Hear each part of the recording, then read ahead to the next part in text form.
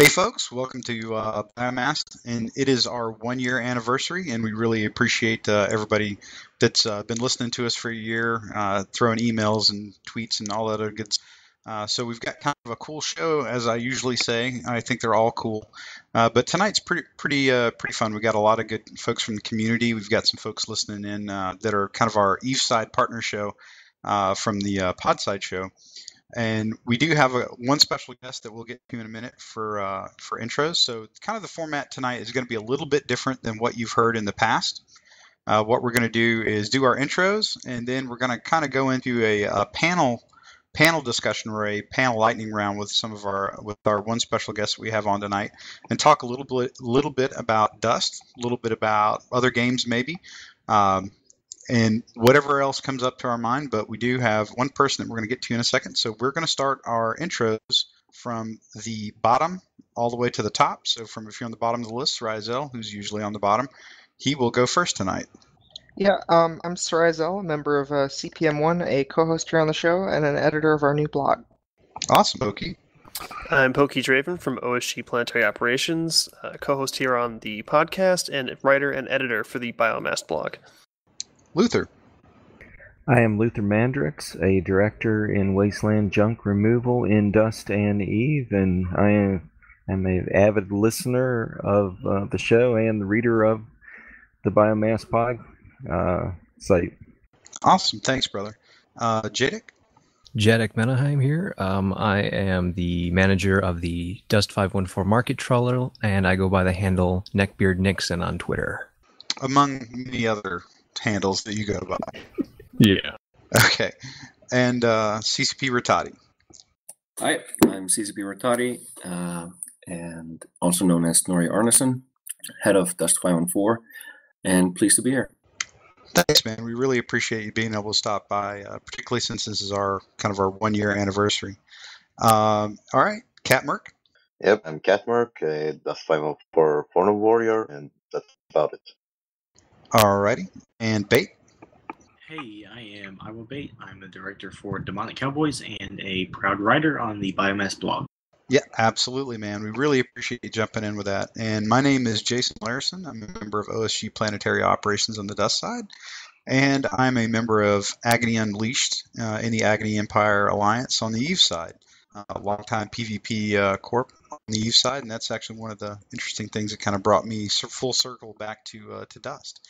So without further ado, what we normally do at this point in the show is have a CPM update. But why in the world would we talk to the CPM when we have the CCP here? So what I'd like to do is actually walk into a couple quick questions with CCP Rattati.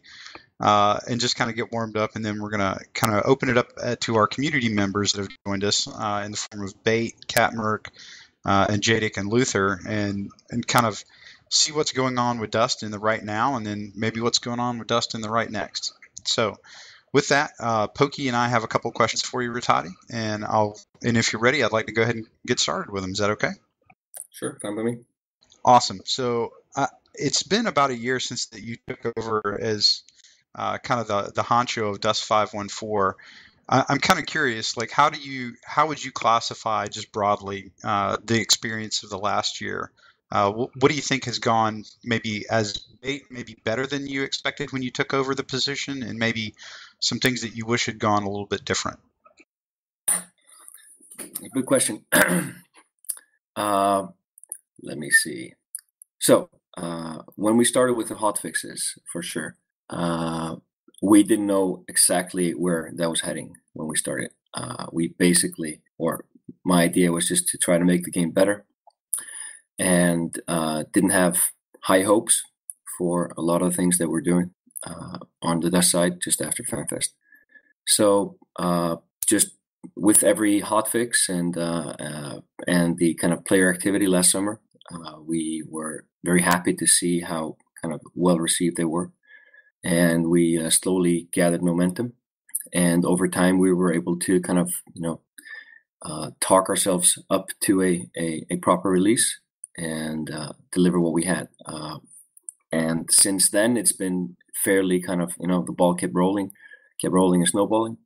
And right now I'd say we're almost back where we started, kind of in community and the size of the community, the kind of happiness. Just before FanFest, we were really happy, and the community, and I think we're now at that. Basically, we've just about gained what we had, which is kind of a letdown, really. But after FanFest, it's still a win to me. What could have been done better? There's endless things. But I don't think we've done a lot of missteps on the balancing. That's always a learning process. I don't know. I wish actually we could have fixed Planetary Conquest earlier. We just couldn't put it in there. Happy to see that that's really close now, and I'd love to talk more about PC after the kind of the panel. But that's probably my main. If I had a release, I'd probably try to squeeze in Planetary Conquest fixes because they're so important to me. But otherwise, I think things have just happened as they happened, and we kind of jumped on each ball. The skin thing just came out of almost nowhere. So all these kind of good things, we haven't been holding them back. They just happened, and we pushed them out. Okay. No, I think that's a very, very good rundown in terms of packing a lot of information about the last year into that response. I do appreciate it. Pokey, you were waving. What was your question? Yeah, so as you know, player communication with developers was pretty terrible before you took over, and when you did come in, it certainly helped a lot, and you opened up a lot of player communication. How do you feel about the progress that you've made in that regard, and what do you want to see happen in the future to expanding that further? The next step for further player communication is probably just to, I'd say, work on the Trello boards more. It's difficult to kind of, I have 1 or 2, 3 slots for good ideas to put in release, and I have to prioritize them. And seeing that crowdsourcing Trello, not really moving the needle on that one. You get one idea, you put it out, you get a second, and you put them in the game. But it could be faster. I'd love to do just gameplay ideas, but I think for my and our vision for the game is, we have to accept that the game is fairly, at least to me, gameplay wise, not performance, but gameplay, we have a really good kind of thing going on. It's a matter of tweaking and fixing the things that we have, but nothing's really going to move the needle by adding or fixing something like a lock vehicle or just something from the top of my head.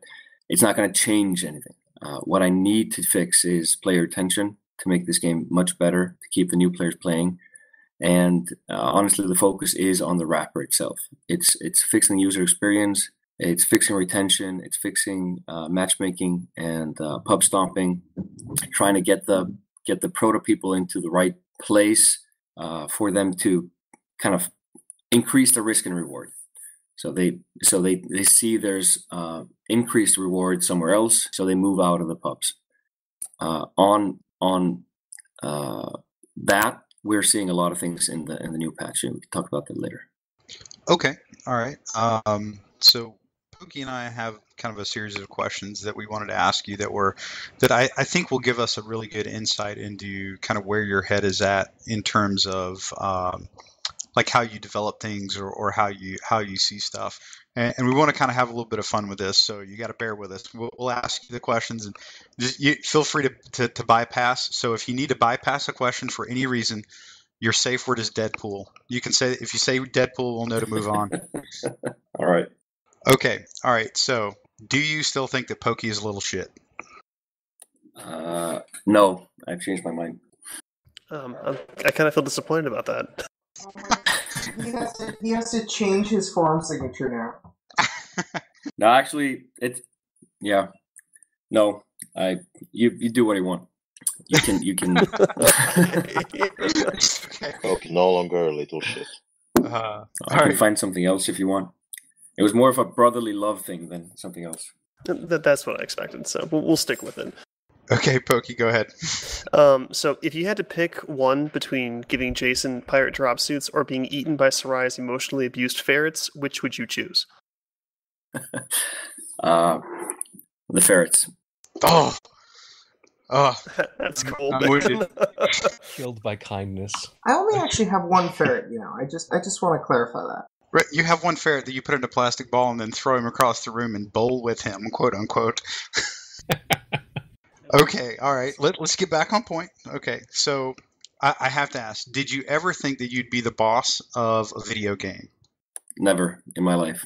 Okay, now that's a solid answer. So speaking of bosses, do you actually want to see PvP in Dust so you can have a boss mode and you can have like a Rattati drone that we could just impale ourselves on? Oh, a Sancha Overlord with lots of spikes, right? Oh, that'd be totally legit.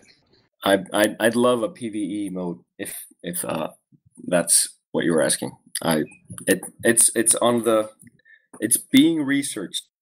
No, and that was actually, I think, probably the biggest surprise that you dropped us from the FanFest roundtable. So on that note, one of the interesting ways that speaking of FanFest, about kind of cross-pollinating a little bit of Eve and Dust, like in a non-gameplay way, what we were thinking is if you did actually have the AI in there, the drones, like you could have like Rattati drones, and we would like you to have a Fozzie drone that would randomly take your PC district away and give it to somebody else. What do you think about that?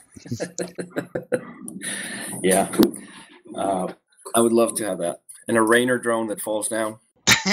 That's legit. All right, Pokey. Okay, so a bit more of a serious question. Are you a Marvel movie or a DC movie fan? What race do you play in Warhammer 40k? Do you prefer Superman or Batman? And there's actually only one correct answer to that. Is this coming from Soraya? Because we had a huge argument on Skype about the new Superman versus Batman trailer. We do not include Soraya in these sort of highbrow discussions. Of course, not. Marvel, yes. Orcs and Chaos Space Marines, just because my codex sucks right now. And what was the last question? Batman, of course. But again, my Marvel foundation was shaken with that new trailer, for sure. Which new trailer? There's been like 10 in the last 2 weeks. Dawn of Justice. Oh, okay. All right, that's legit. So for the record, I love that graphic novel. It's my favorite of all time. So. Oh no, that's huge. Looks great.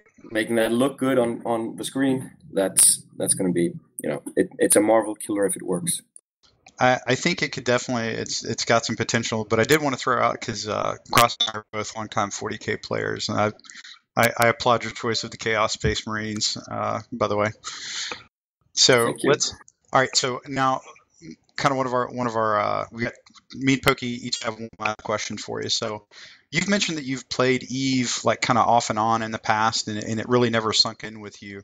And I was just kind of curious, what were the things that that you liked about Eve, and what were the things that kind of kept you from sticking with it? Okay, so yeah, I needed to, I felt I needed to play it. I'm not that big of a sci-fi guy in reality. I like playing dwarves and plate mail in any game I play. So Diablo or WoW, these are my kinds of games originally. But when I started, I was a member of the new player experience team, because I had never played Eve. So I was used as a guinea pig for some of the initiatives they were trying. And I played it, and I played whole lots of tutorials. And it's, to me, I just like shooting people or killing people in PvP. I like the visceral, like this, I did this properly. So in a shooting game, I prefer that. I play a lot of Battlefield, a lot of Dust, but I really don't play a lot of games where you're not kind of in the action. And I don't feel that Eve is, for me, kind of like, yeah, it's a pirate just blew up. It could have been anything, really. I would love if it had more, and I've asked for it a lot of times, Like, can I see the missile just fly into him and blow up and see the explode? Like, can there be a mini cam or something so I can feel like something's happening? Like, so I'm part of a Star Wars battle or something. But, I think they're working on it. I think they want to increase the visceral battle kind of feeling. But otherwise, I just knew, because I know the game. I know it very well. I understand every aspect of it, even if I don't play it.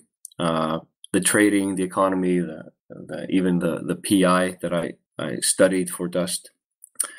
It's just, I know there's going to be a lot of work. I know I'm not going to be able to jump in and just kill people and go out again. And I think it's just insurmountable for me. I have 3 kids and I can't play it. So I play shorter kind of session games right now. Maybe one day I'll come back to it, but it's just not a game for me in myself. That's the sad fact. But I do have I've tried it 2 times, like, properly. I'm gonna start game. I'm gonna create a new character. I'm gonna do it all right. I'm gonna buy a Plex and a battleship and all this stuff. And it just kind of fizzled out. I sold the Plex. I had some ISK and then I didn't know what to do. And then there's 20 types of ammo and I bought the wrong ship and I kind of gave up. That's also the sad fact. And I think that's probably the same for a lot of people that try it. Sadly, I'd love for it to be more accessible. And for me, intuition, I would love if my battleship actually just if I could train faster than just to wait. I just can't wait. If my actions had meaning and I'd skill faster up in the ship type that I was trying, like, let's say the prior ship to a battleship. If I could train 2 battleships faster by using that ship and just grinding in that ship, that would make me kind of feel like, okay, I'm doing something to make myself progress and not just wait. I just can't just wait. No, I think that's a very fair question, or very fair response. And by the way, for the record, it dawns on me that you could probably get more help from the New Bro channels in Eve right now than you probably could from your CCP mates, from what it sounds like. But that's there's a what do you call it, skirmish or like small gang warfare PvP CCP Corp that roams the nights and in their rifters and kills people. They're probably the people that I pick on a lot, but that's okay. No, in all fairness, though, you actually made a really good point. I thoroughly enjoy Eve, and Eve is actually the thing that brought me to Dust. In just my job, I've actually started a couple times too, but you made a really good point that I think a lot of people overlook. Eve is getting a lot better in terms of like getting you in the game now, but it is about the time commitment. It takes about, you really feel like you got to sit down for a couple, 3 hours at a stretch, whereas something with Dust is it's much more right in the action, and you can see the impact of what you're doing a little bit better. And I think that's a really good point. There's another game, what is it called? Something 2. It's about medieval families, Crusader Knights. That's a game that I should, by all means, everything about it should work for me. I love history. I love European history. I love kings. I love assassins. I love like civilization. It should be the perfect game for me. And again, I just cannot. I asked a friend, how can I get into this game? I love this game. Can I get the Game of Thrones mod? Come on, just get me going here. Yeah, watch this 3-hour YouTube video first and then come back. And I was like, what? It's not going to work for me. That's totally understandable, man. I really appreciate it. I'm going to bounce it over to Pookie for one last question, and then we're going to kind of cycle through our community reps. Okay, so you mentioned that you have some favorite games you like to play, some FPS games, MMOs, shooters, and whatnot. Are there any examples of elements you liked in those games that you would like to apply towards Dust? For sure. Every game, everything that I like about a game, I try to at least see how it could work in a Dust. For example, Monuments in Civ, I'd love to get that stuff in. So, or Wonders of the World. So a corp in Planetary Conquest, could, by, let's say, owning a whole planet, could build a wonder of the world. It would be unique and no one else could build it, etc. And there would be kind of 3 or I keep adding them or something, but they'd give you some bonuses. I'd love to do that. I'd love to get the what do you call it? The box from Diablo 2, kind of the Horadrim Cube. Oh, Get that into the game. I'd love to get some of more of the kind of civilization skill trees into the game. I love the skill tree. You know, right click, mark it as this is where I want to go. These are the things that are unlocked by it. These are the requirements that I need. You know, that's all things that we could just apply directly to the skill tree. Top of my head, nothing right now, but nope, nothing else that springs to mind. But every time I remember a good mechanic, I think, okay, that might work, or nah, it's not going to work. So all right, so it's always there. I've got to ask you one follow-up question. What is one weapon you've seen in another first-person shooter that you wish we had in Dust? Let me think. I'll come back to it. Okay. All right. Sounds good. So what we'll do is while you're thinking about that, we'll give you some more stuff to think about. Bait, I'm going to toss it up to you. We'll go Bait, Merc, Cat Merc, Jadek, and then Luther. So again, we ask you to keep your questions kind of short and pithy so we can cycle more questions from you guys.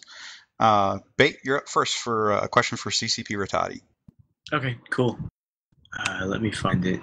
So I actually have a question from a community member on the forums, and this is user Velocit from OSG, and he wants to know about how the new matchmaking algorithm that was implemented on the 17th of this month, how that and the improvements to the new player experience have affected the retention rates of new players as a percentage.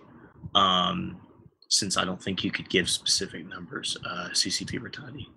So how is that, those two things, how are those helping in retaining players? Yes, this is something that I wait for eagerly every morning, is that report. And it's slowly creeping up, like everything we do. We still haven't found the magic bullet that fixes everything. Even if let's say, even if it didn't move the needle much, well, it has already, but not leaps and bounds.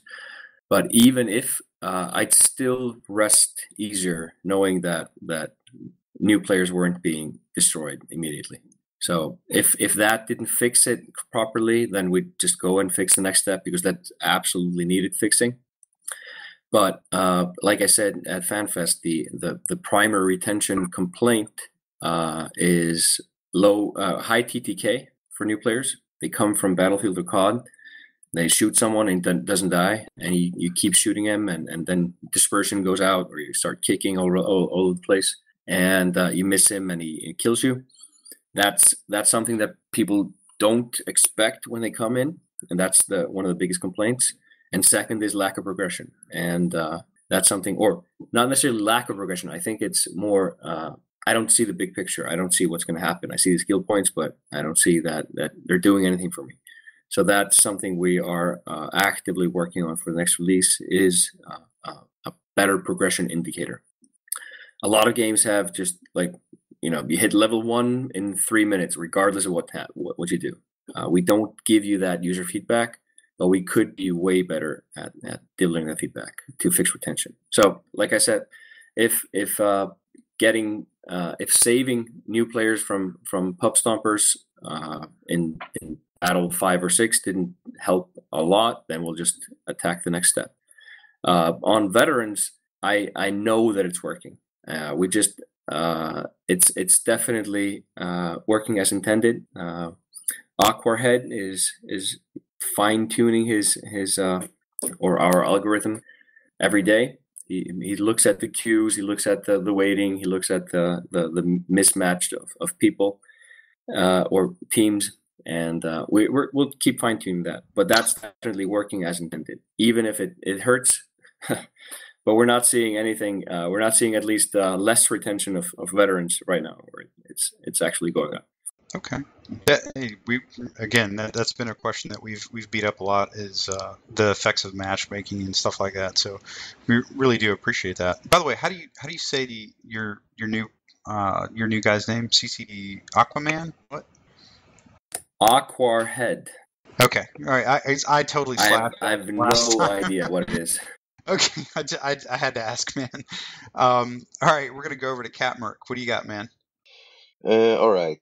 First of all, I would like to say that the new matchmaking is awesome. So thank you for that. Thank you. And the question is, what was the most difficult part of Warlords 1.1 development? Any interesting stories you would like to share? Yes. Let me just look at the development. The skins have been quite problematic. I'll give you that. It's been a learning process, definitely. So the system works, but it didn't. We hadn't figured out all the authoring kind of, let's say, small steps from authoring to seeing it in game, and we probably could have made more in the last 2 weeks if we'd kind of seen that coming.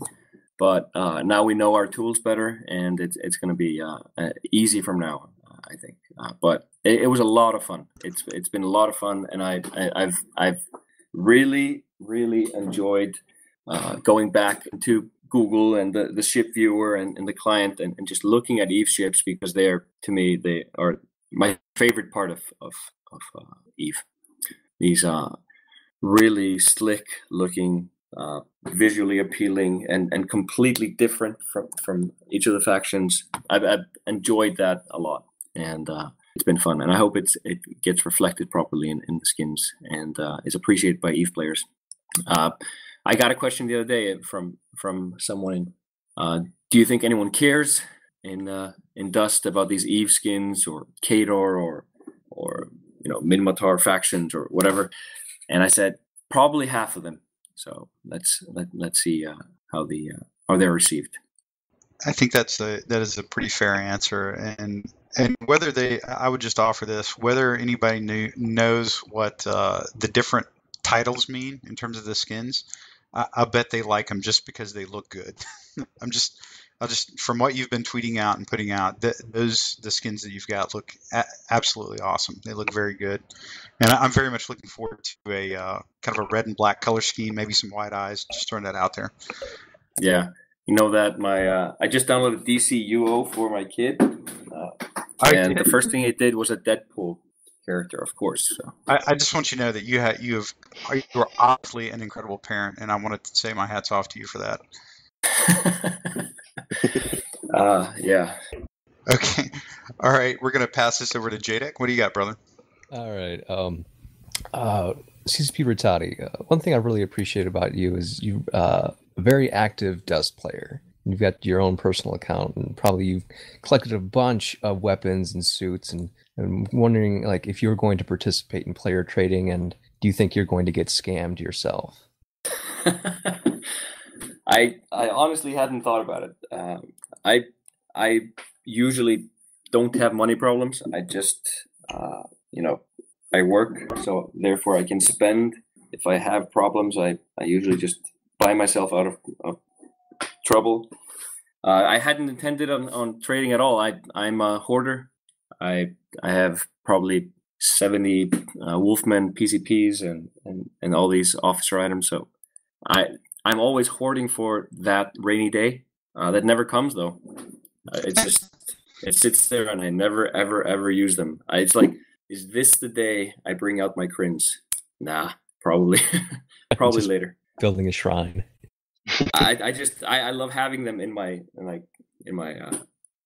inventory, and maybe we'll get like special officer skins and weapons, and then I definitely don't want to have traded them.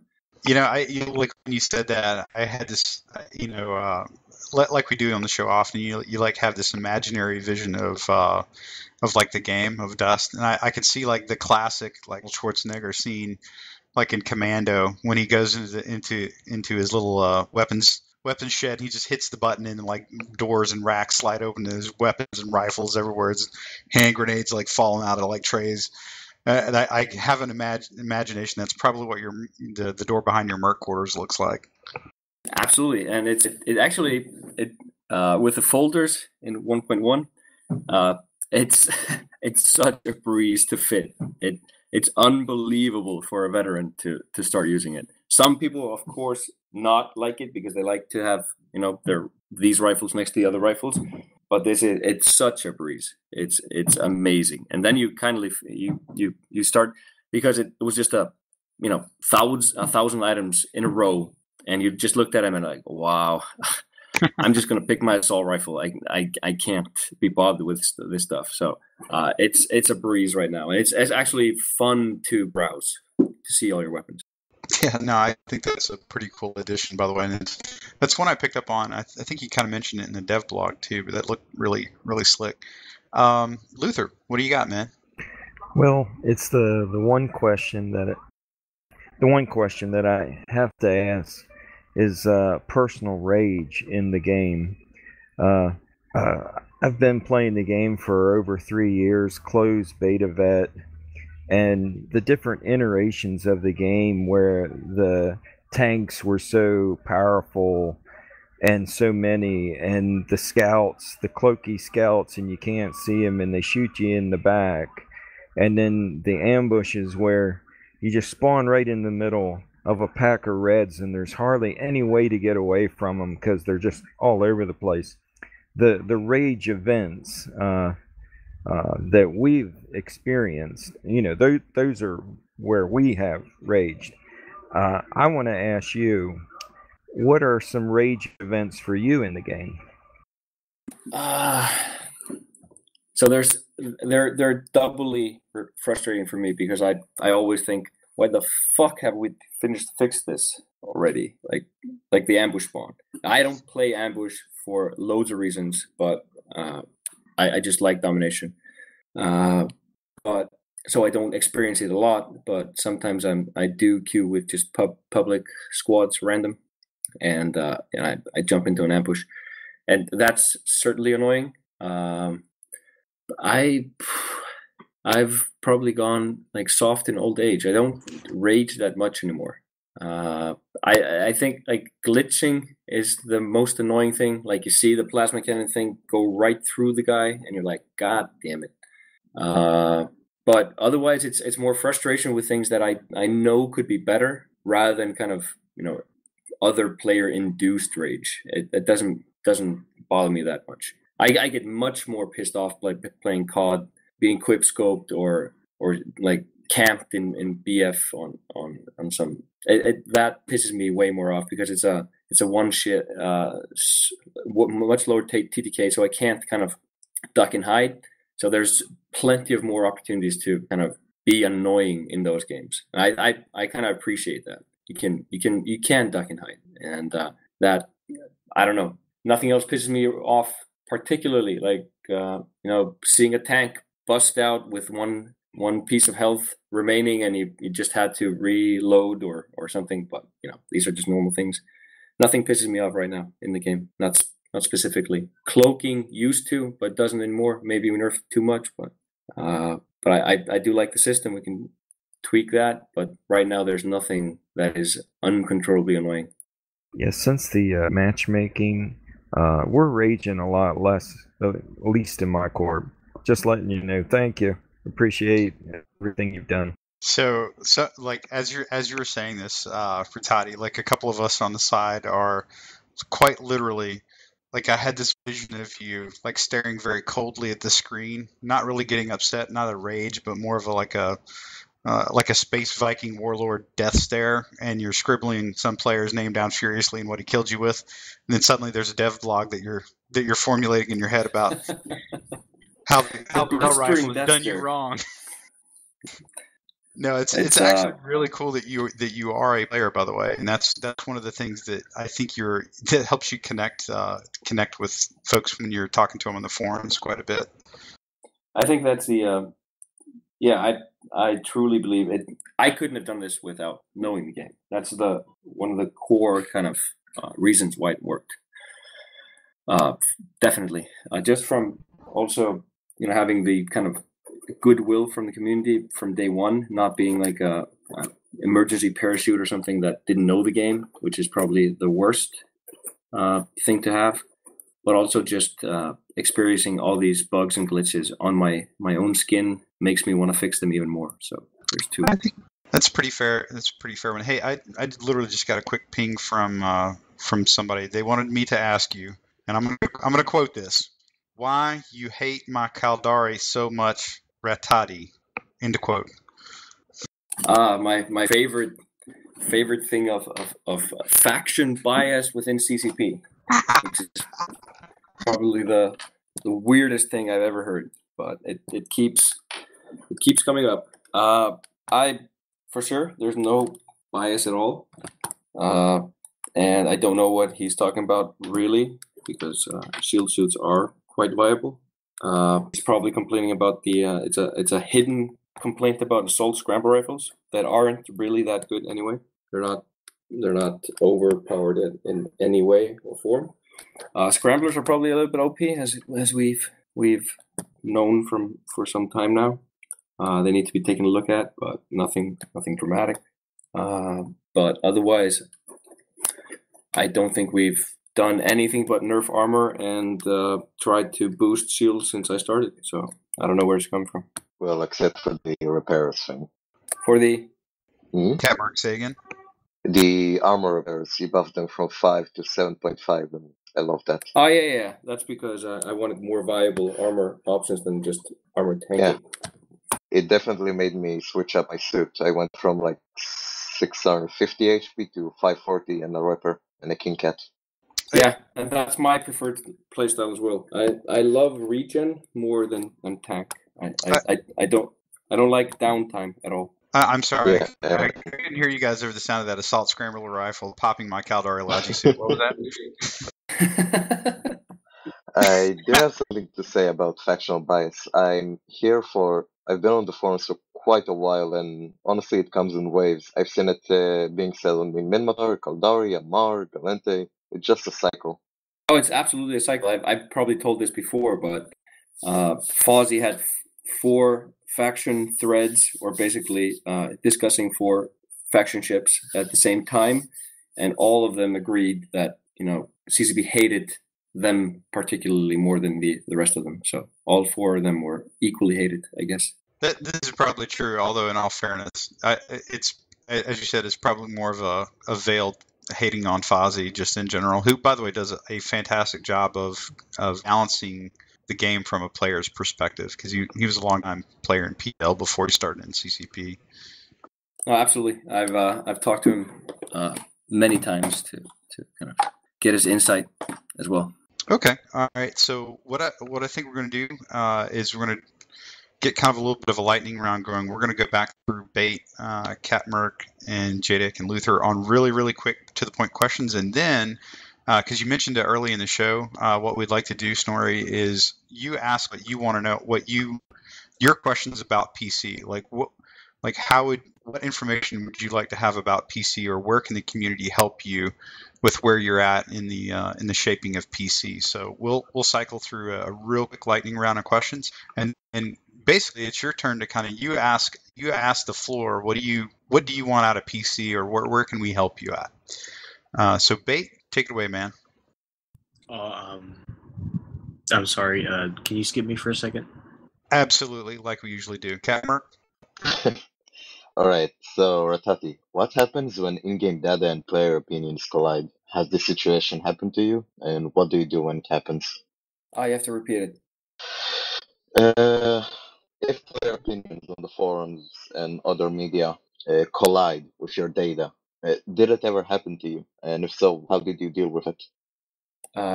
Yes, that happens a lot.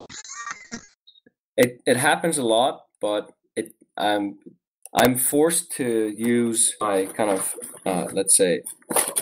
Well, there's 2 ways about it. I double check with the CPM and say, is this on just a quick note, like if they're like, yeah, maybe there's something that you're not seeing, or yeah, he's probably right, then that's one way to do it. One way is just to remember a person's posting history and kind of maybe double check that a little bit. There are quite a few posters that have lost their what do you call it? Not respect, but credibility. That's the right one. So if I see one of those guys come flying off the rails because of something that I changed, it's usually some hyperbole or kind of, or even just willing deception that I sometimes think is happening. It's just an alt that is just there to be annoying or contradictory. So those two aside, I have honestly not seen something that just flew in the face of facts ever in the game.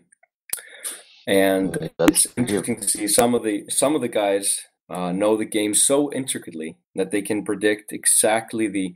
It was amazing. I can't remember who it was. It was some could have been Calente Schiffer or one of those guys that really knows his rifles. But I think the rifles are like this, and he sorted them from best to worst, and it was exactly the way the data said, and I enjoy that. It's a kind of a small smirk that I saw on my face. Yeah, it's actually not uncommon. Nope, haven't seen it yet. There are the Skype channels that pretty much all of us here are frequenting, and judging from the communications there, grab one moment. Yeah, Kat, you're breaking up a little bit.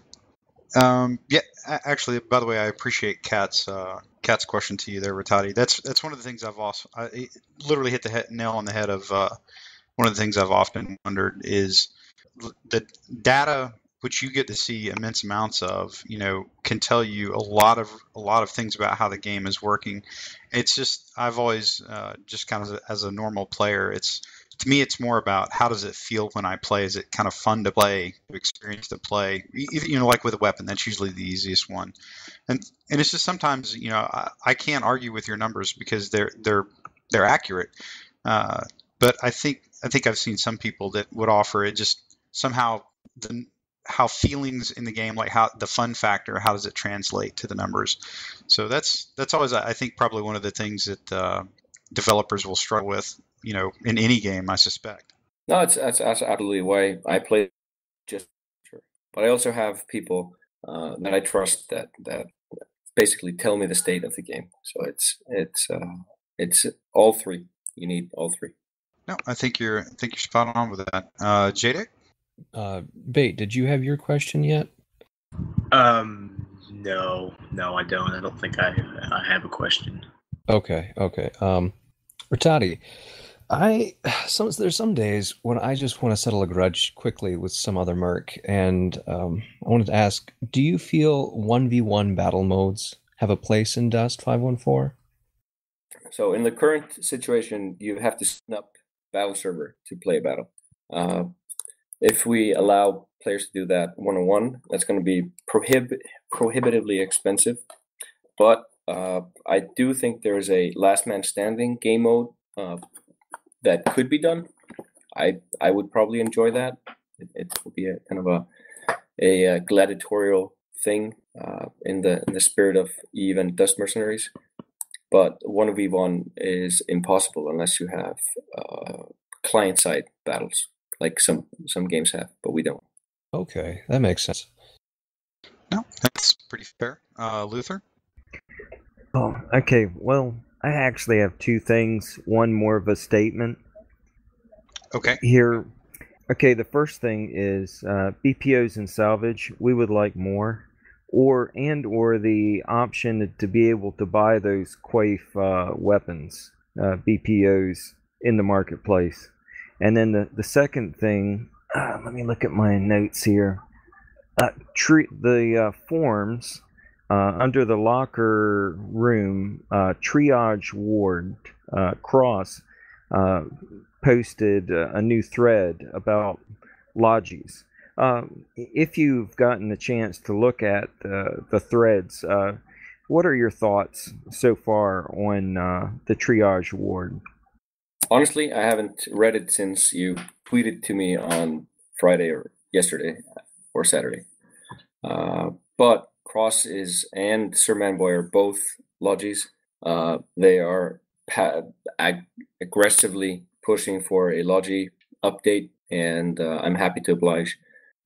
We can do something for them, and we already have preliminary or even more than that, probably 2/3 done kind of designs to do so. Thank you. Okay. On the first question, it's like officer equipment. I like, and that's from all my dungeon crawling games of the past. I like having that rare kind of thing drop, and if you really want it now, you can trade for it soon enough. Thank you. Okay. No, I think those are some pretty good questions. Actually, Luther kind of backed into one that we've often reminisced about here is your absolute hatred of lodges and all things to heal people and do all the support work in the game, other than to let people like you shoot things. So, by the way, if my dry humor gets past you, sorry about that one. That one was obvious. I hate scouts and sentinels and assaults. No, that's fair, man. Okay, so one of the things you mentioned when you first came in was a little bit about PC, because that's obviously where you guys have a lot of effort going right now to try to build a lot of the world around the Dust Merc, so that PC gives us effectively the metagame. It gives us the thing that creates conflict in a community scale, and you got a lot of guys in here that for I think most of us have been around since beta, either open or closed, or right as the game went live on PSN, and we've been playing for a long time in a variety of different capacities. I'm kind of curious, what information do you still need from the community, or what type of perspective would you like from the community about PC? Where could we help you, and where could we help people get some more information to you on? So I opened up a direct channel to me for people who are interested in fixing PC. So that's obviously the first one. If you just send your email to dust514 feedback@ccpgames.com, send me your Skype information. I will add you, and if you give me your email, or I'll basically take your email and add you to the PC think tank email group that I have. By doing so, you will have become a partner or a contributor to PC 2.0. I already have 55 contributors. More than 75% of district holders are on that list right now, and quite a few people who bowed out of PC because they couldn't be bothered. They got tired of the exploits and the system itself, so kind of fatigued former PC players. So I think, and just then a handful of people who just want to help and seem to have good insights. I have some duplicates from some corporations because they're eager to fix it, but overall it's a quite a versatile and kind of what do you call it, a cooking pot, or whatever America was called, of people to try to fix it. So it's in your hands if you want to try to. I'm not going to do anything else. I have enough people now to work with, but anyone's free to join us. Okay. No, I'm sorry. Go ahead. Did you break Rattati? I don't think so. Rattati still there? We might have broke Lord Rattati here. Oh. That'd be unfortunate. Okay. Interesting. I like it that he's going to give us some Orem with this next update. Hey, that's going to be awesome, man. Finally get a respec in a year. I did actually see that. It's going to be part of the daily awards, right? Yes. Yep. Okay. Yeah. No. Well, if Rattati can come back on, that'd be great. He may be having some comms challenges right now. But so far it's been really, really fun discussion, just kind of hearing his general thoughts on how things are going. So I think this has actually been a pretty fun first anniversary show so far. If we can just hook up. Oh, Good call, Merc. Wife aggro. We all got to worry about that. Well, most of us. So the Should be the work day there. yeah, it's like Monday morning, right? Yes. Okay, all right, that's legit. So it's actually been a pretty fun discussion. So I'm kind of curious, what are the questions that you guys haven't asked yet that you want to ask? He said something earlier about how scrambler rifles are OP, and I wanted to know if, since he knows that they are overpowered, if we would be getting a nerf to them in the near future, maybe in the next hot fix war. Probably he knows it. I don't know if I can say the word. He's known it for a while, and the next hotfix is probably going to contain it. Probably. Sweet. Yeah, I wouldn't mind a free roam mode on the district so that you could just fight your own corp or something on your district Or at least in the off practice or battle something. hours. Yeah. I have a And- feeling like that would be a problem for the same reason that 1v1 battles would be a problem. Battle server requirement. Yeah. That's a good point. That'd be like Luther. I'm totally on board with you. That would be if that was one of the benefits of owning a district. Like the ability to go down and practice that would just be absolutely awesome. LAV races all day. Yeah, that'd be Beautiful. great. Learn to fly. And the other thing is Ward Barge strike notification versus orbital starship strike notification. The whole constant spam up in the upper right hand corner, it's like we may have pilots and you don't even know they're there because of the notifications. Hello. Oh, there he is. Okay, where was I? Well, we were all anxiously waiting on you to tell us how you're going to be coughing up some really snazzy BPOs in the next update that you've hidden. At least that's what the CPM tells us. Is that right? No? I'm just checking. Where did I get cut off on the PC answer? Because I talked here for like 15 minutes. No. You were actually good, I think. Oh, wow. Okay. So, ladies and gentlemen, those were all the groundbreaking things that he told us, like when his mic was on. No, actually, you had covered like your special, like the PC interest group channel that you have that's working with you, and I think that was about it. And then I think you're about to ask us or do something, and then after that you kind of cut off. All right, I'll recap quickly. So yes, the channel is open. You can apply to be a part of that by sending the email, and I'll add you to that. The questionnaire. Did I cover the questionnaire, or did you lose that? Lost the question. That'll I work. believe. Oh, all right. No. Okay. So I'll step back. So the Skype is for you to just ping me, ask questions, or kind of get some clarifications on something that you're thinking about, or I may actually ping you. I've pinged Zarya quite a bit, just because to kind of double check on some alt corporations, etc. Kind of is that thing an alt, or do you think it's a real corporation? And he's been happy to oblige to help me with that. But that's the path forward. I will be sending formal communication through email.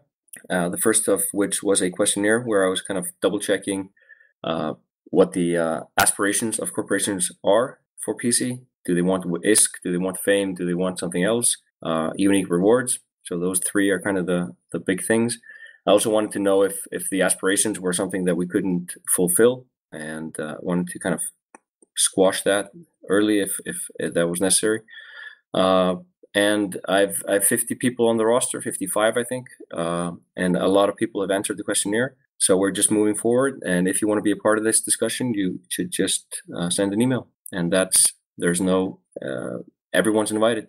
Awesome, man. So I actually had a couple questions for you about PC, if you don't mind. I'm just real general ones. The first one is there's been a lot of discussion about a non-district owning mechanism. I think most people just refer to it as rating for either smaller corps or corps that don't have a lot of interest in actual district ownership, like widespread district ownership. I would just generally like to hear your thoughts on that as a way to allow access to different kinds of gameplay to the community, if that's okay. Sure. the rating concept is yes. So for a new corporation PC, it's very expensive, prohibitively expensive to save up for the clone packs, especially if you're doing 3 attacks in a row on cargo hubs. So what we are trying to do is allow you to get some training in through rating. It will be the latest design is you can attack a district with plenty of command points, and I'll clarify command points in a while if that's not clear. So you can't do it a lot, and you really shouldn't be doing it if you are a district holder. There's better ways to use your command points than spending them on rating. But the rating could be a 8v8 battle, for example. That would coincide with our move to not team deploy. We don't think that's necessarily the best utility of a squad, but we are thinking about 2 8-man squads to be deployed. That's at least going to be easier for corporations to manage in PC. At least you don't have 2 6-man and 1 4-man you have to manage. It's just 2 8-man squads. That would help with Faction Warfare 2. Q syncing 2 full squads should be a full team. And that raid would spin up a battle. It could be a new acquisition battle, for example, or domination, maybe less skirmish than, or definitely not skirmish. And this is exactly what happened before. Hello. Okay. All right. No, I got you. Okay. And the design would be if you attack a district that's producing clones and you win, you'd basically sell a percentage, immediately sell their clones and reap the rewards. If you lose, you get nothing but the damage you inflicted. So you could never flip a district using rating, and that in turn would help us give a casual PC way in for training new players, or kind of your non-PC viable roster if you're already a district holder. There's a big problem with using ringers is that they get called for pretty much every battle. And if these are kind of, not that important, but they're proper PC still, you could put your kind of second tier combatants into defending raids rather than just losing them directly. So that was one of our ideas to rally the troops a little bit. Yeah, you actually kind of backed into the second part of the PC question I had, and this is actually something that kind of goes all the way back to when PC sort of peaked at its best/worst around FanFest last year, and frankly, some of the stuff that I just as a total aside, by the way, before I get into the question, I see a lot of surprising similarities to what you are working on and then what they're working on the Eve side with SOV mechanics. And I've watched some of the forum discussions look almost just eerily similar in terms of the tone or the mechanics or what guys want from Eve side and Dust side. Just a total aside on that one. But you talked a little bit about, like cycling into battles, ringers, excuse me. Sorry, totally lost the script on that. This goes back to kind of power projection, like somebody's ability to project themselves as a player from one side of the star map to another with very little ramifications. One of the things that I've heard a couple different ways of looking at this is, one, you should be able to get into any fight anywhere if you're invited into the fight. And then the other one was that there should be some sort of mechanical way in the game where you're not tethered, but you can only project a character so far away from, wherever it's quote unquote located in space. I'm kind of curious on what your thoughts on like power projection and then how ringers or the ability to kind of leap across the map should work in a new PC. We've noted the tethering design down, basically setting up an HQ of your corporation, so you couldn't maybe attack from, or it would be prohibitively expensive to attack from everywhere in the star map from that place. That's on hold as a kind of longer term vision. Ringers, we're not going to touch them in the first iteration. We have to see how it pans out. I think the whole landscape is going to be so different when you have to earn the command points to fight that it's going to be quite different. And I'd rather make that loop work perfectly. Earn Sure. command points, spend them attacking, spend command points on selling clones for ISK through, so basically active income instead of passive income before, and see how that goes. I think with this system, and also these kind of maybe more small corporations get a foothold into Molten Heath. And my hope is that the big corporations will be under more attack. They'll be less able to do anything at the of a hat, just calling in ringers, etc. Those ringers are going to be fatigued. That's my hope, at least. And Okay. they'll end up having to grow their corporations to get more command points, actively recruit, get people in, get people trained, and start fighting on their own. I'd rather do that. Ringers should be something that augments PC, but doesn't dictate PC. That's my opinion. That's a pretty good way to look at it, and I think what you're describing is what the vast majority of players that were, again, towards the end of when PC was at its peak and its worst, which were all kind of together. I think you're echoing a lot of the sentiments that I heard from players, either on the forums or actually just live and in game. So I really applaud you for having a vision on what you want PC to be, and then driving towards that, as opposed to kind of doing it piecemeal. So I think that's actually a really good approach that you're taking with PC so far. And thanks for that. But the kind of underpinning point that I'm trying to make is to do it with the corporations. So and as far as I've explained this to all the CEOs that I've talked to on Skype, is that they fundamentally agree with this approach. And you might think that it's for their own benefit, and they see that and they support it, but they predominantly understand where it's going, the flaws of the current system, and that this actually fixes almost all of them. Then we can kind of try to get work the kinks out of it. But they're all on board as far as I know. Okay. All right, man.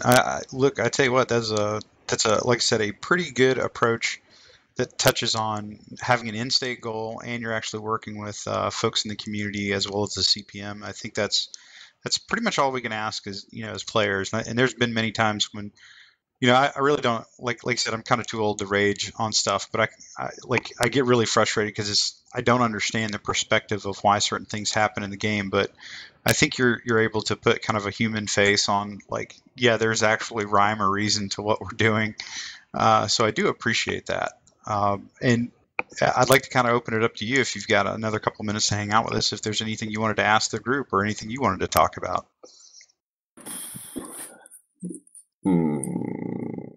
Let me think. Didn't expect to have to ask questions. A couple of minutes. Well, I wanted to be able to give you the opportunity to return fire, because frankly, you've been really sporting about this. It's I ask a lot of questions in Skype, and I've already asked a lot of, and I have a lot of my answers. There's nothing that's kind of like, what if this or what if that? But my predominant questions have been, well, I'll put it this way: how big of a corporation do you think you should need to play PC, and how much should you profit from it? That's kind of the fundamental question that's the pinnacle of the system. Is it enough to have 16 people and ringers and make loads of money, or should you be a huge corporation like the corporations of old, where you had maybe 1,000 active members and they were all just flooding PC and until they got chased out by elite players with those kind of power projections that you described before? Sure. Would you want to play for like your own corp, OSG? Would it be fun to own that 1 or 2 districts?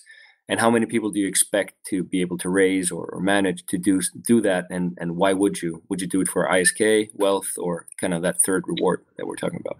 That is a really cool question, the way you frame that. Pokey and I are both in OSG, and we've it's gone through several different iterations, but at least for me personally, I think if you had a small corp and you liked keeping it small, so let's say 40 members or less, at any given time, 15 or 10 to 15 are on.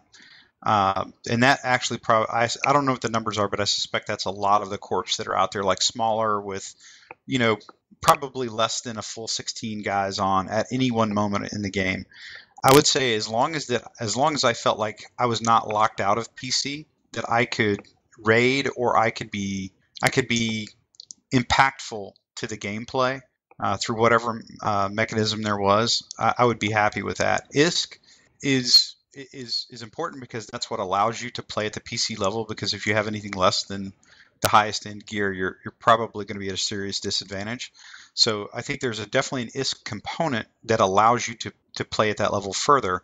But for me, I think it's more about your rep, your community rep, and like if you're a mercenary outfit, and we've done this in OSG where we would hire guys out, and it was more about the reputation that you had and the respect that you got a little bit. But like I said, you can't forget the ISK it's not like an either or thing. Does that kind of make sense?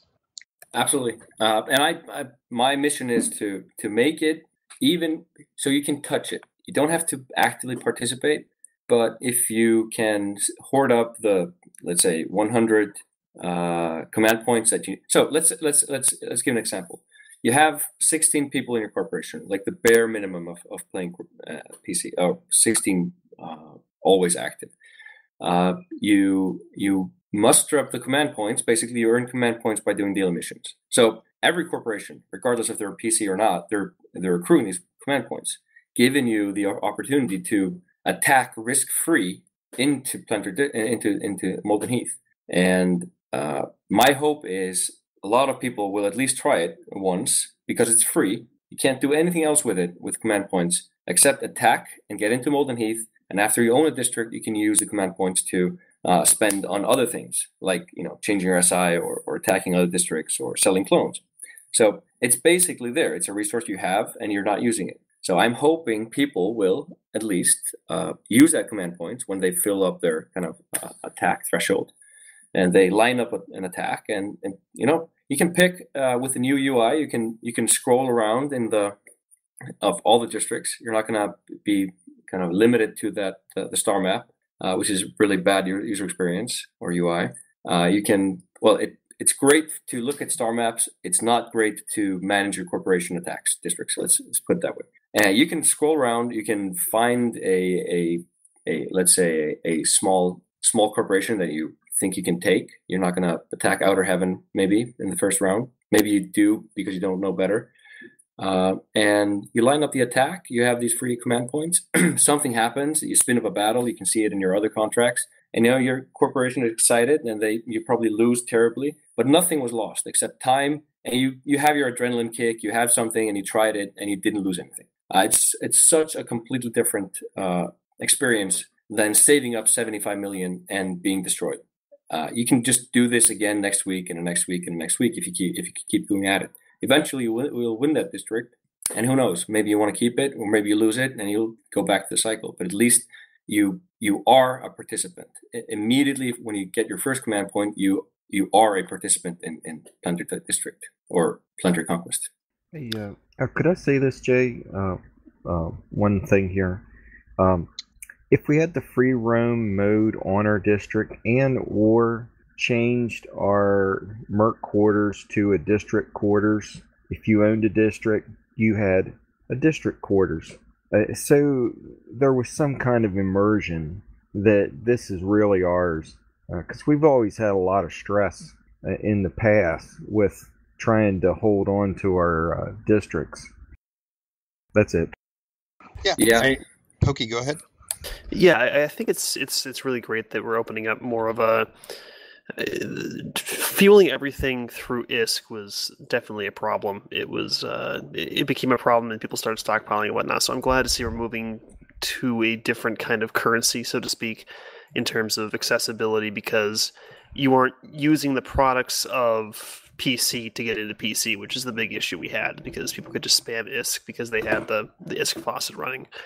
I think that in terms of profitability, at least personally, PC offers something it's not necessarily. I mean, it's more difficult than pubs, but in a way, it's completely different gameplay. So, I think that getting a reward that is completely different from what you see in pubs seems appropriate to me.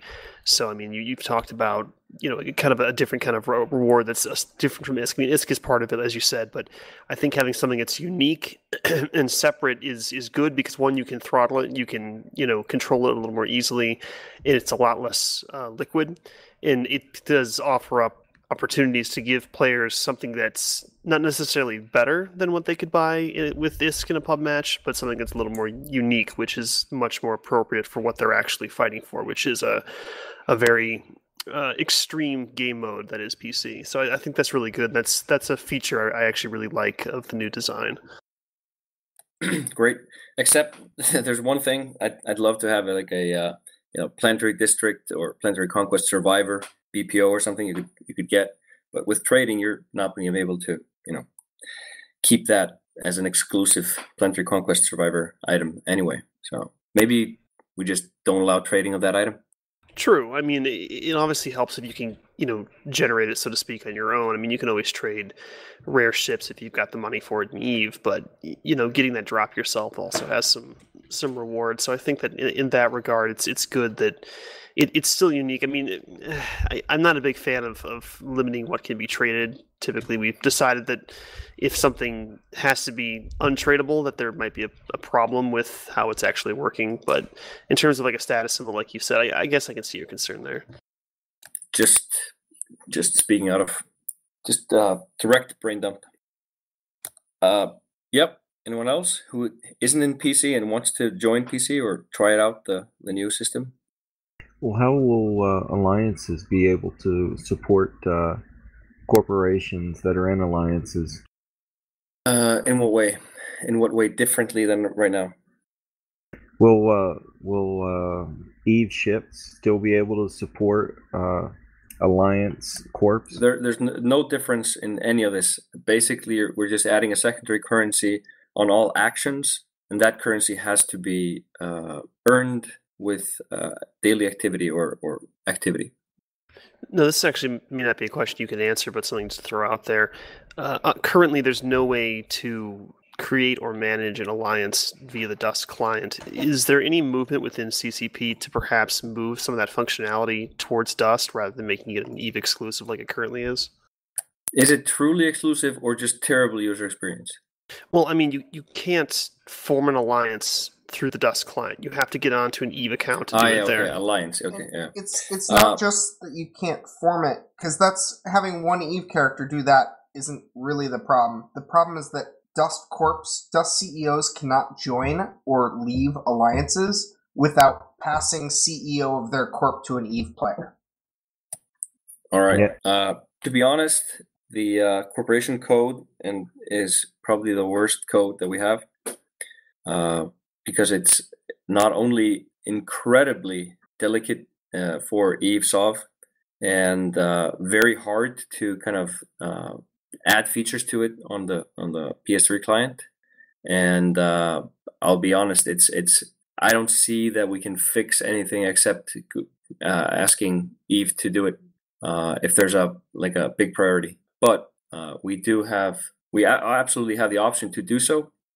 But it's definitely tricky to get corporation code fixed, and even not just it's for CCP, not for us in Shanghai. It's just all corporation code is tricky. Yay, legacy code.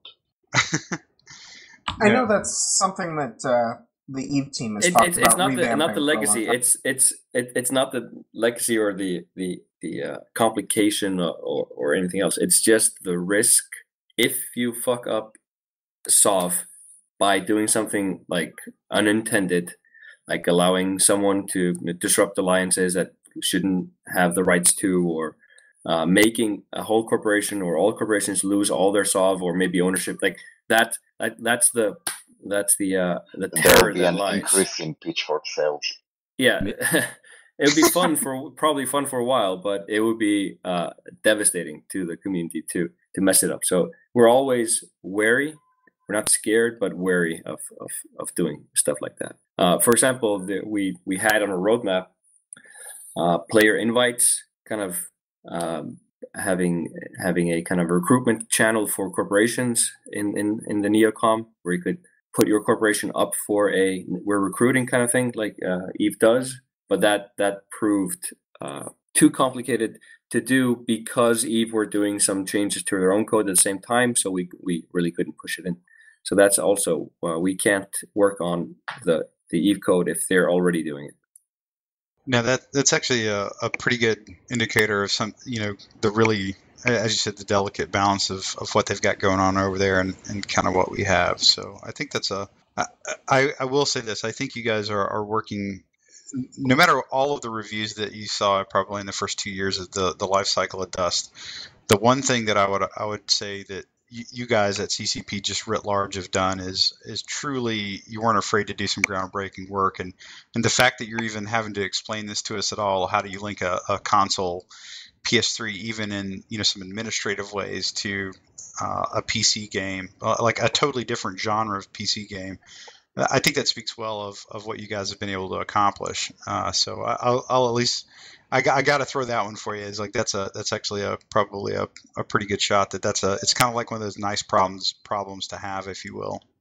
Well, it's also a deeper hole than we if let's say we just had made our own Dust corporations and tied them together just on the alliance level, for example. That would have made everything much easier and allowed us and Dust to do more rapid iterations. So with complexity comes certain kind of less agility, let's say. No, I think that's pretty fair, man. I mean, that is one of the things that's attracted a lot of us to Dust, is that it had shades of the complexity of Eve and not so much of the ass pain that was associated with the game, if that makes sense. Sure. All right. So, like for me personally, this has been a pretty cool little get together with you, and I'm kind of curious if anybody else has anything for our guests, because I know we've held him up for quite a while, and we wanted to make sure that we had any parting rounds or kind of saved laser shots for you before we start doing a couple shout outs, or if you have to go, or if you can stay, whichever. We're kind of mindful of your time. That's all.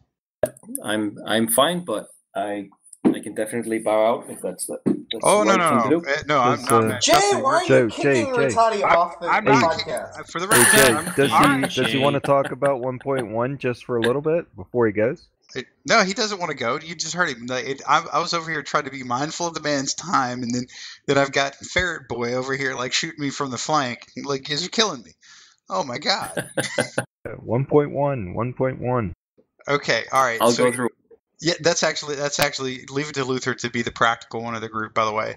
So we have talked about a lot of stuff, but we actually haven't talked about what's happening next week. So if you could regale us. Yeah, absolutely, tomorrow. Yeah, if you could hit us up with a little bit of what's going on tomorrow, which then will lead us into the leading questions of what's really going on in the next thing after tomorrow.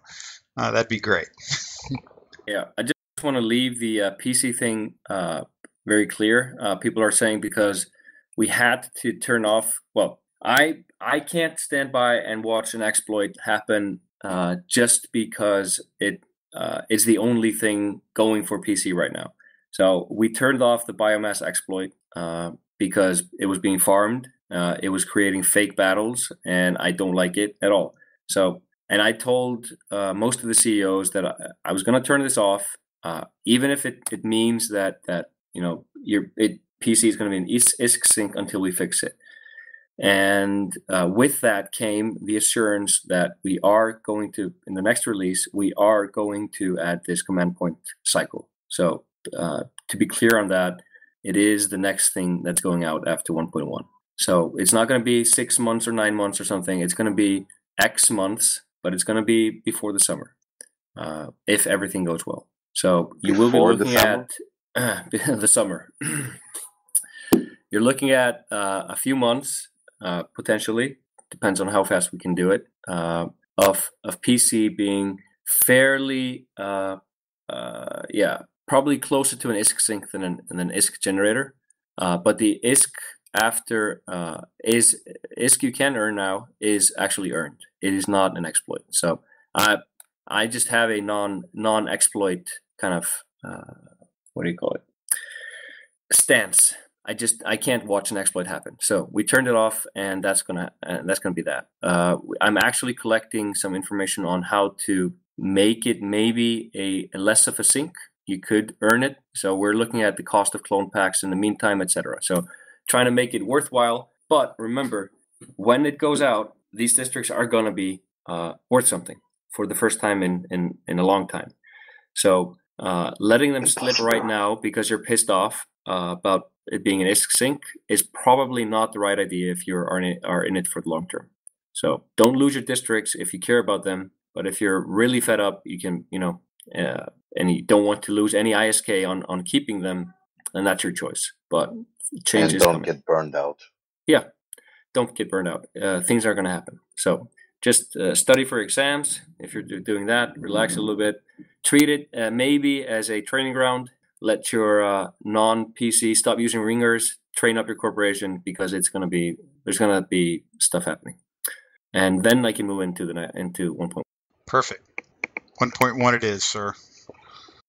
So everyone knows that I love skins, and we're probably going to do a dev blog today about skins, and it's not only about the skins, as you know, the looks.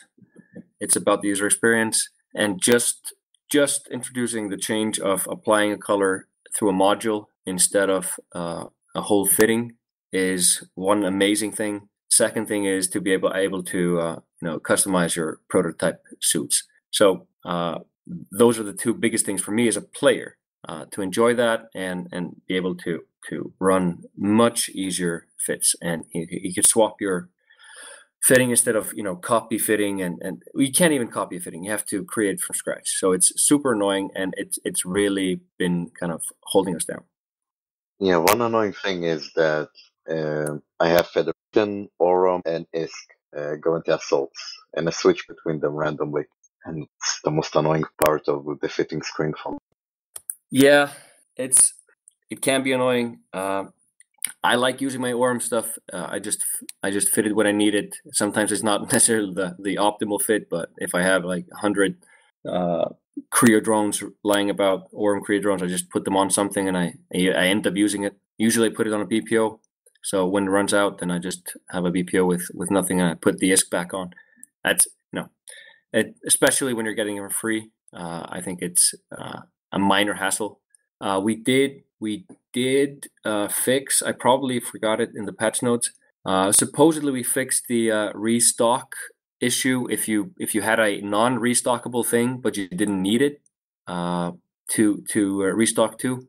So even if you can't buy some rare thing from a PSN pack, but that's not the thing that's holding your fitting down, then you don't get the can't restock this item error. So that's going to be pretty good, especially really for my awesome. 500 That's for 1.1. contact grenades. I appreciate the heck out of that if that works, because I have what is it? I think it's some of the drop up links I have a ton of from some of the ore packs, and I Yeah, don't the hacked things. ones. it's the hacked links and the Yeah. fused locuses, etc.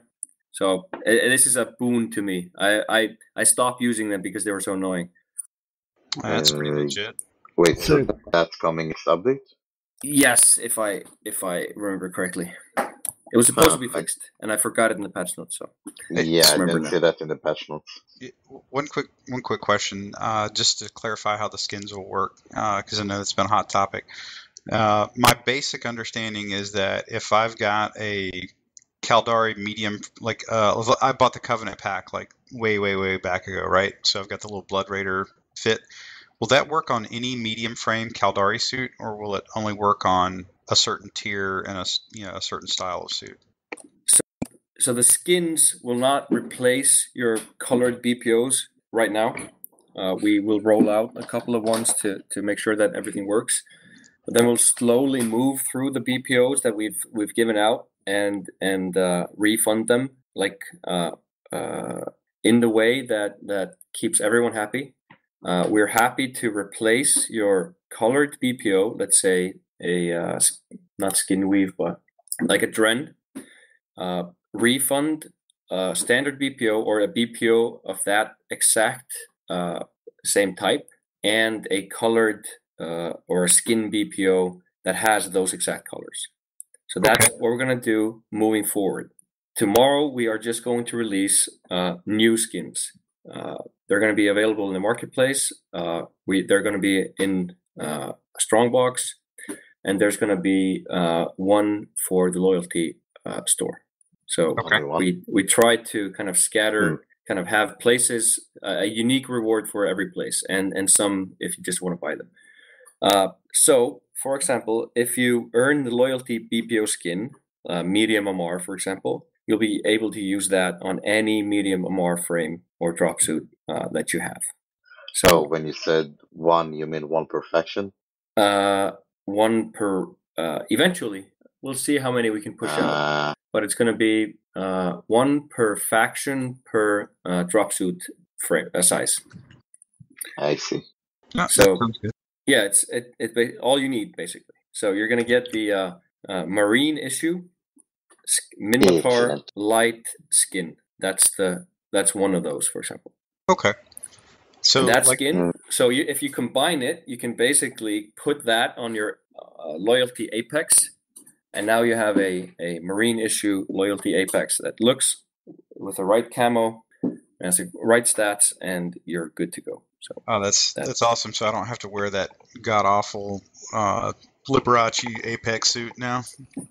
I love my Apexes. It's supposed to be that way. So you're in the minority. I've got to ask you: did you have a hand in designing the color palettes for those? Not only have a hand, but meaningfully contribute. So that explains a lot. I was about to say, so some of us were calling this behind the scenes that somebody that grew up on an island that looks like the far side of the moon. You were devoid of color growing up as a child, and therefore you're taking all of that out on us with these Apex suits. I'll just say they were meant to be ostentatious and stand out. That was what they're meant to be. You can stand out without destroying my eyes. That was the intent. I just love that kind of that red glimmer of the MR Commando breastplate. It's just actually amazing. I have a question. Hey, go ahead. So the main way to differentiate between an assault and a logi on the field in a snap, in a moment, is to look at the suit, because the logi has yellow outlines. And you said that since skins fit on the entire frame size of the particular race, does that mean that we will no longer be able to do that? Yes. And you have been able to hide in quite a few combinations before. So the yellow thing is not something. The yellow thing is something that also logistics have complained about. So I'll give the mic over back to Jason. I still remember the old bumblebees. Yeah, but you still have the targeting intel that tells you about what suit it is. Yes. Hey, how about the Templar Scout? Will we get a Templar Scout skin so we could have a complete set of Templars? Frame asked me for this the other day, and I said yes. And that's the end of it, but we need to author it still. Yes. Oh, hey, just want to thank you for doing those colored tanks for us the other week.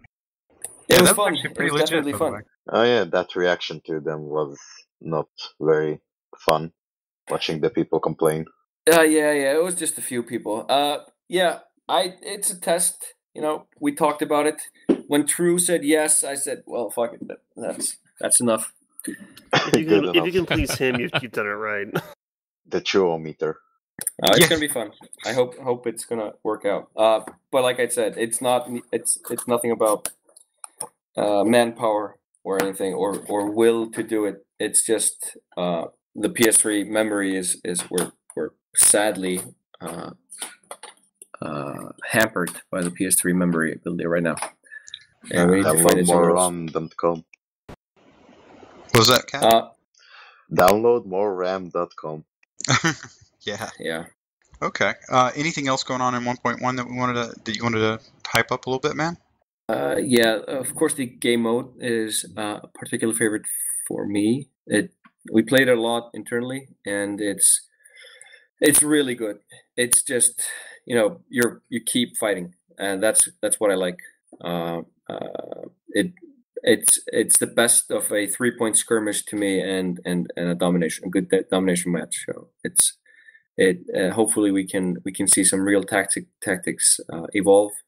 Hopefully we won't be able to see. I think Catmer actually asked me on Skype if the randomness can be learned. I really hope it's true random. We'll see. But the objective should be jumping around completely randomly, so you won't be able to anticipate where it's going to be. But you will be able to place some cloaked scouts in tactical positions that cover a lot of area, so you're the first one to hack. So it's really fun. It's the best. It's the most fun we've had internally in any game mode. Yeah, it will be interesting to see how the meta on that evolves. And one thing about it is actually you start fighting in these medium sockets properly, because the domination points are usually just in a large socket or a fixed place, and you kind of end up you just go there and you fight, and that's fine for me, because I really just want a choke point fight. I just want to kill people as fast as possible. I don't want to jump from one objective to another, or I have to use a LAV to go to that 5-point skirmish. So I like that. I do the same thing in Battlefield. I just pick the ones that I'm guaranteed a fight in 30 seconds.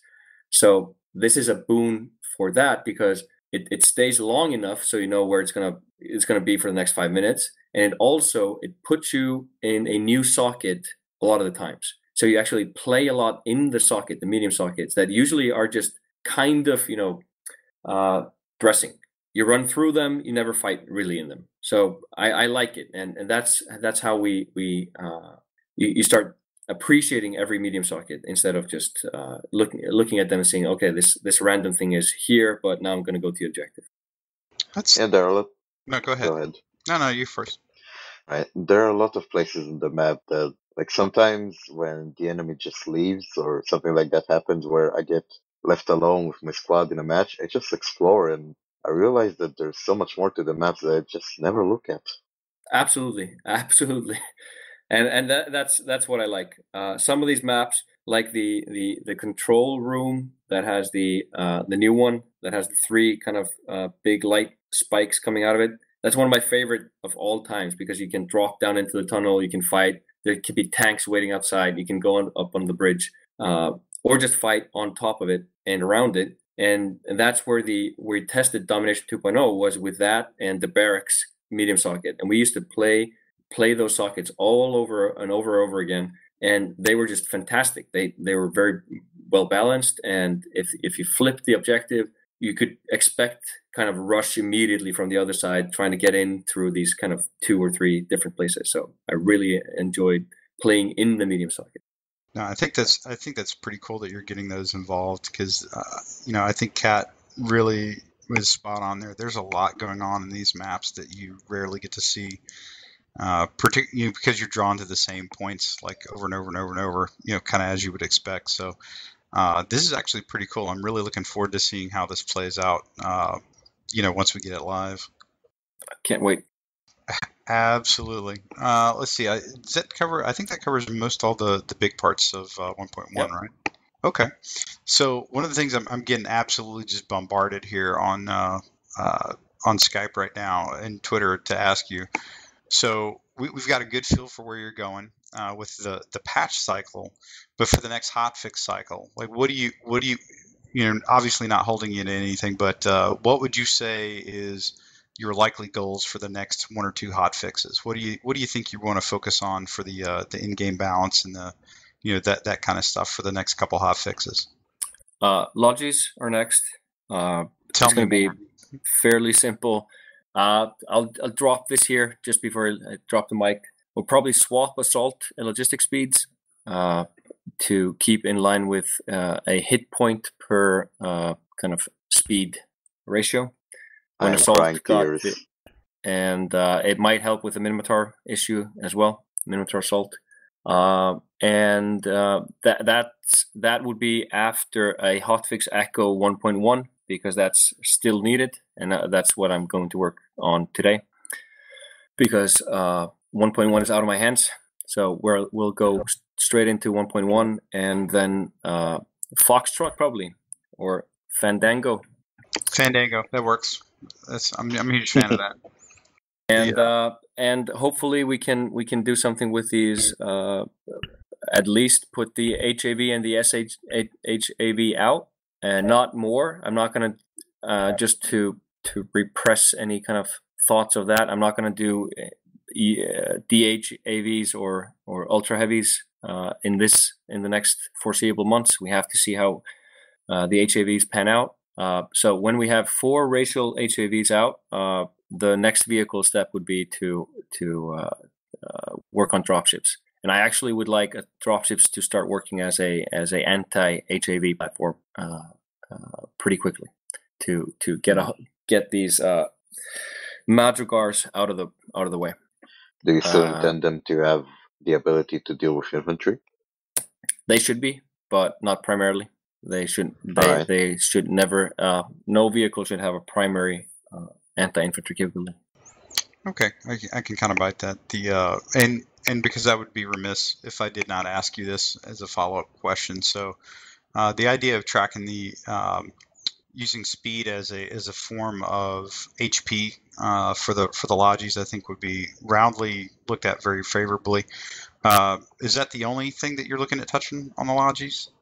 No. Cross has 5 agenda items, I think, that he's lined up for me to evaluate. Yeah, there's like about 50 people that are staring holes through his name right now. Making sure that he Cross push my agenda. We'll try to post them as fast as we can. Last time I tried to fix slot progression, I got so much complaint that I just gave up. So they could have been part of the assault change, slot progressions change, but they weren't because some people obsessed about a sidearm. Right, I've got to call you out on this, man. Like as much shit as I saw you fling on the HAV threads for like months. Come on. Like, you've got to be kidding me. I've never seen as much kind of, I'm not going to say anything disrespectful, but so much kind of, what can I say, complaints about a single sidearm in my life. It was unbelievable. So I just do it like you do everything else and rip the Band-Aid off and do whatever you're going to do, man. It'll be fine. Just change something, man. Just let it happen. Yeah, it'll be okay. I swear to God. Let me put it this way. I promise you, we will not go full Godin, full speaker, and full true on you if you do anything to the Logis that's positive. Personally, I think the buff to the Logis should be through the equipment. If we can, absolutely, it should be extra fitting space for equipment. But I would love for, and you can all chew on that. I'm not a fan of giving fitting space for free, so they can turn into assault light or something. So I would like to think about at least making you fit equipment. Just I think throw it out there. No, it's actually been something a lot of people have talked about, like way back ago when the Cal Logi was, like I said, the Killer Bees. That's what you had. That was like literally the best slot. That was the best layout in the game for a suit. There's a bunch of us been saying that for a long time, man. I don't think that'd be bad at all. I think you'd find a lot of Logis wouldn't. Logis will not complain about it. People that run the suits and don't use them as support suits may complain about them, and that probably tells you what you need to know about it. Yeah, I'm all for new equipment though. New kinds of equipment based on the art assets that we already have. I think the choice and using this equipment to modify other stats that can affect gameplay differently. I don't disagree, but it's always easier and less work. I can do more by fixing things than create new things. Nah, I think that's a pretty fair assessment right there. Go ahead, Kat. I do think that shield repair tools and shield logi tools are needed. They're kind of missing, in my opinion. That is actually probably a legit thing that as a down the road, and I guarantee you, Rattati, you've heard about it, like having some sort of shield repper or shield transporter. But yeah. I don't know how hard any of that kind of stuff would be to actually do. I think actually Logibro looked at it. I don't think it's difficult. Of course to he did. actually. Delgebra looked at it. Of course. It's definitely on the list, guys. No, that's awesome, man. So Excellent. I tell you what, you have been incredibly generous with your time. You've been on here for a little over 90 minutes now, and I think we picked your brain clean. So what I'm going to propose that we do is we do a round of shout-outs, and we're going to bring this episode to a close, and we're going to land the plane as we say on occasion. And this, for the record, has not been a grease fire like the last 2 or 3 shows. And I would absolutely attribute that to CCP Rattati's presence, who I believe now. Help me out. I've heard an absolute rumor, and you've got to dissuade. You got to tell us if this is true. There is a move afoot to actually change your name to CCP Crusher. Is that accurate?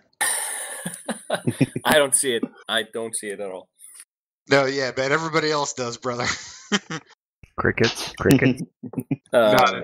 No, that's okay, man. It's like seriously, you are a very good sport about that kind of stuff, and just the fact that Will Wheaton is your brother from another mother, that's just a huge kudos to you. Yeah. Did it just not to be evil or anything, but did anyone like Crusher at any given point in time as a youth? Yeah, Here? I mean, I didn't like him as I very really much loathed him.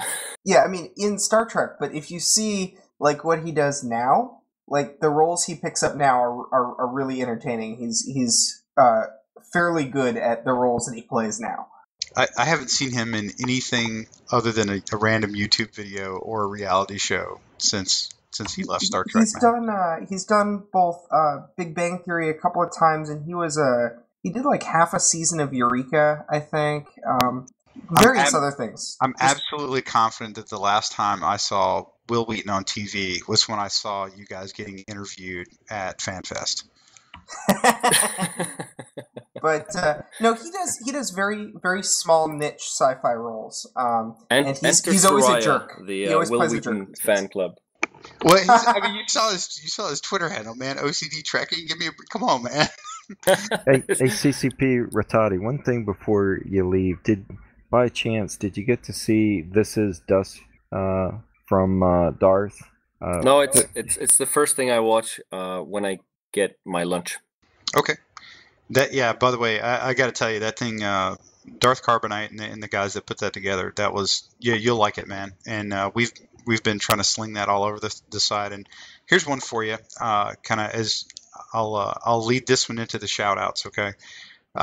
When I link that video out to all the folks that I have on the Eve side, I got immediate pings back from a lot of Eve players that were pretty amazed that Dust is in the shape it's in now, and they wanted to know more, and they're very interested. So I'll just throw this bug at you, just kind of as a just food for thought. I think you got a lot of players that used to play Dust that play Eve, and it might not be a bad idea to reach out to them because I think you might find a few of them will come back. So with that, guys, what I'd like to do is lead right into our shout-outs. We're going to start up. Well, we'll just do it like we did at the beginning. We'll start with Sarizel, and we'll work our way up the top. And then we'll pitch our shout-outs. So shout out to who you like, or if you got any last parting shots or thoughts, and we'll be on our way tonight. So Sarai, why don't you lead us off? Yeah, my shout-out is obviously starting with Darth Carbonite. For those who don't know, I was, as I used to intro with my alliance name, which is Top Men, and it's pretty much gone to the wayside now for various reasons. But Darth Carbonite was actually like a right hand in that alliance, and he was one of the. I think he was probably the best player we had. He did a lot of the PC management. Just altogether great guy, class act. I am beyond thrilled with the video, and I tip my hat to him. All right, man. Pokey?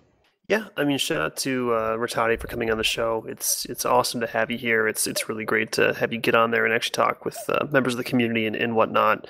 And shout out to everyone who's been helping with the blog and reading the blog. I see names in the comments I've never seen before, so people actually do read it apparently, which is always very encouraging for us and other contributors. So thanks for reading, thanks for listening, and thank you, Rattati, for being with us tonight. Luther? Oh, yes, I'd like to thank all of you and CCP Rattati for coming on, and I really appreciate everything you've shared. And a shout out goes to Queen and Bohemian Rhapsody. Yeah, that was actually. I really wish we were recording when we sang that earlier. I don't know if you caught that, Rattati. We had some karaoke going. Tragically missed it. Yeah, he came in just after. I thought he was going to drop into the channel while it was going on, and I'm like, Gil came on and said that he had to straighten us out. Zell was very concerned that you would come in the middle of the chorus of Bohemian Rhapsody and would immediately drop out of mumble. Probably wouldn't. I would have joined. That's what I'm seeing. We can record something after the show if you want. Everybody's on board with that. See, Zell, he's not nearly as straight-laced and a nerd like you explained he was. One true dev. Yeah, there you go. All right, Jadek. Shout out to the Dust 514 Market Trello tool to help us expedite trades and limit scammers as they pop up. That's totally legit. Luther, did we pass you up or did we get you? No, you got me. Remember Bohemia? Oh yeah, I'm sorry, man. I was thinking about Beelzebub having a devil just for me. Sorry. Okay, Cross. Since you hopped in and you totally ninja'd in, you're gonna do a shout out.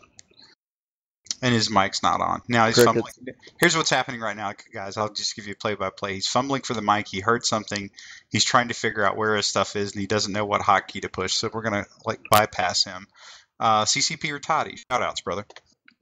Yep. Shout out to Biomassed for inviting me, and Team Storm Raiders in Shanghai, and of course my trusty companion, CCP Frame. Absolutely. Rad and Silent Frame. That was one of the best acts going at FanFest, by the way. Yes, and for the record, yes, he is going to get a new hat because he tweeted it out, and he better take me up on my offer. We're going to be incredibly upset with him, and we're going to stare meanly at his name in the forums. Cat Merc. Yeah, shout out to Darth Carbonite for that trailer that made my night, since I saw it in the middle of the night. And shout out to CCP Rattati for coming here. Absolutely, man. Bait? Yep, shout out to CCP Rattati for coming on and being so honest with us, dude. We greatly appreciate in the community when the dev is as transparent as he can be, as you have been. Means a lot. Shout out to my corporation, Demonic Cowboys. Love running with you guys. And shout out to everybody who responded to my forum post regarding PvE and its effects on Dust 514 and the L word that I will not name. Thank you, guys. Hey, Jay, Gil and Pukin, shout outs. Yeah, absolutely, man. If huge shout outs to them. So I'm Jason Larison, and my shout outs, and I will give them very quickly because there's a lot of them. The whole team from Podside that got us started, that would be Far From Pukin, Urziel99, Cypher, Dehan Minuk, and now the infamous Gil Ramirez, who's actually not there when we started, but we're going to give him props because he got our technical difficulties straightened out on Mumble tonight. We have been on the air for a year, and we started the show in the middle of FanFest 2014, the infamous Rouge Wedding, which is, for good or bad, that is what it is known as, at least to Dust players. Although I think we all realize where CCP Rouge is on that, and he was probably one of the big champions for the game over the last year. We started and we literally didn't know if we were going to be a one episode podcast just because of everything going on in the game when we started. So a massive shout out to the whole Eve Media community and the folks that run podcasts, blogs, and all that kind of stuff that deal with all things New Eden. Every single outfit, every person that we've interacted with, they've been nothing but helpful. And these are all Eve players that supposedly, quote unquote, want Dust to die and didn't want anything about it. And I think in my dealings, that's as far from the truth as you can imagine. The vast majority of Eve players, which I count myself among them, because that's where I actually came from before I came from Dust. They want Dust to succeed. They just want it done well. And I would offer that we are having Dust done well now. And I would challenge them to come back and check it out. But big shout out to the Podside crew, the Eve Media community writ large, I would like to give a quick shout to Darth Carbonite and crew that made This Is Dust. That it's a community-based trailer. It looks absolutely phenomenal. It really does. And they did an outstanding job in describing kind of how we see the game, how Dust players see Dust. It'll be fascinating to hear what the impression that the folks over at CCP Shanghai have when they take a look at it. Lastly, I'd like to shout out to CCP Rattati and CCP Frame for kind of holding the line for the last year as the strong men for Dust, if you will, and the new CCP Aquahead. God, I hope I didn't slash that. Just the fact that we're getting some new blood on board is probably a good thing, and we really look forward to seeing what you guys are going to do over the next year. Last thing, I do want to give a quick pitch to an EVE channel. Believe it or not, it's called The Best of Us. It's a channel for military veterans. It's all nations, not just U.S. It's all nations. If you're a military veteran, pile into that channel, and you'll probably see some folks in there that you can have a chat with. And there's a lot of good charity work they do on the side, outside and in real life.